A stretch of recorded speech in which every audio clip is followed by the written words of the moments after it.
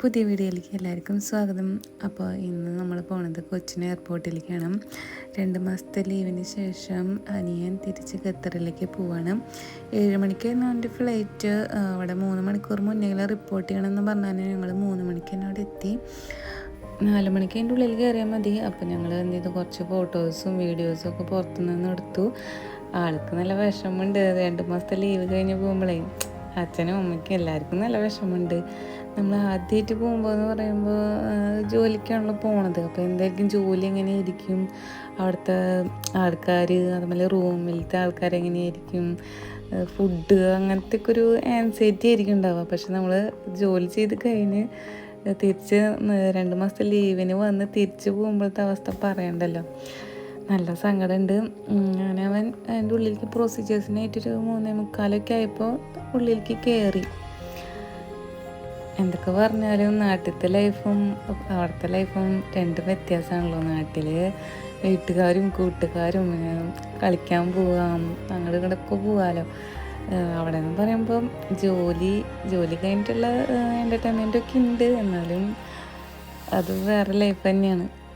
അപ്പോൾ പിന്നെ ഞങ്ങൾ ബാക്കിയുള്ള സമയത്ത് ഞങ്ങൾ കുറച്ച് റീൽസൊക്കെ എടുത്തിട്ടുണ്ടെങ്കിൽ ഞങ്ങൾ അവൻ്റെ ഫ്ലൈറ്റ് പോയതിന് ശേഷം പോകാമെന്ന് വിചാരിച്ചേ.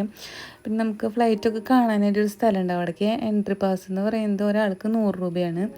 ഞങ്ങൾ അതിൻ്റെ ഉള്ളിൽ കയറിയപ്പോൾ ഏകദേശം ഒരു 4 മണി 4:15 അതിൻ്റെവും.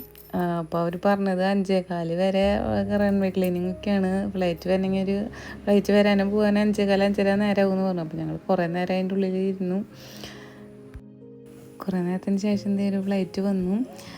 ഏകദേശം ഒരു 5:15 എൻ്റെ വന്നപ്പോൾ പിള്ളേർക്ക് നല്ല ഇഷ്ടമായി. അമ്മ അതേ വിമാനം വന്നു അങ്ങോട്ട് പറന്നിറങ്ങി വരുന്നത് അങ്ങോട്ട് പിടിക്കാൻ പറ്റില്ല. ആ റൺവേ കൂടെ വരുന്നതാണ് വീഡിയോ എടുക്കാൻ പറ്റുള്ളൂ കേട്ടോ.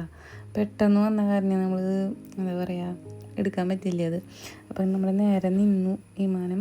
അതിനുശേഷം ആൾക്കാർ ഇറങ്ങി കണ്ട നല്ല സന്തോഷമായിരിക്കില്ലേ. ഭൂരിഭാഗം പേരും നാട്ടിൽ ലീവിന് വരുന്നവരായിരിക്കുമല്ലേ. അതിനുശേഷം അടുത്തത് ഫ്ലൈറ്റ് പൊന്താൻ പോവാണ്. നല്ല അപ്പോൾ ഫ്ലൈറ്റ് വരുന്നതും കണ്ടു പോണതും കണ്ടു. അതൊരു വല്ലാതൊരു എക്സ്പീരിയൻസ് തന്നെ ആയിരുന്നു. ഇത് പിള്ളേർക്ക് കാണിച്ചു കൊടുക്കാനും സ്കൂളിലൊക്കെ പോയി പറയാമല്ലോ, ഞങ്ങൾ വിമാനം കണ്ടു, പോണ് കണ്ടു എന്നൊക്കെ പറയാമല്ലോ. പിന്നെ കണ്ടത് ഇങ്ങനത്തെ ബസ്സിലാണ് അവരെ കൊണ്ടുവന്ന് ഇറക്കണത് കേട്ടോ. അങ്ങനെ ബസ്സിൽ കൊണ്ട് ഇറക്കിയിട്ട് അവർ പ്ലെയിനിൽ കയറണത്. എന്തി നടന്നു പോണതാണ് എൻ്റെ അനിയട്ടാ. വൈറ്റ് ഷൂ ഒക്കെ ഇട്ടിട്ട് ബ്ലാക്ക് ആയിട്ട്. അയ്യോ, അത് കണ്ടപ്പോൾ നല്ല വിഷമമായി. പറഞ്ഞിട്ട് കാര്യമില്ല, ജോലിക്ക് പോകണ്ടേ. അത് കണ്ടു ഒരു വിമാനം കണ്ടു, നല്ല വലിപ്പമുള്ള വിമാനമാണത്. അത് 7 മണിയായപ്പോൾ അവൻ്റെ വിമാനം പുറപ്പെട്ടു വിട്ടാൽ കറക്റ്റ് ആ സമയത്തിന് തന്നെ വിമാനം 7 മണി ആയപ്പോൾ തന്നെ വിമാനം പുറപ്പെട്ടു. അങ്ങനെ അവൻ്റെ വിമാനം പോയി കഴിഞ്ഞപ്പോൾ ഞങ്ങൾ പിന്നെ പുറത്തേക്ക് ഇറങ്ങി കുറച്ച് വീഡിയോസൊക്കെ എടുത്തു. എയർപോർട്ടിനുള്ളിലത്തെ വീഡിയോസും എടുത്തു.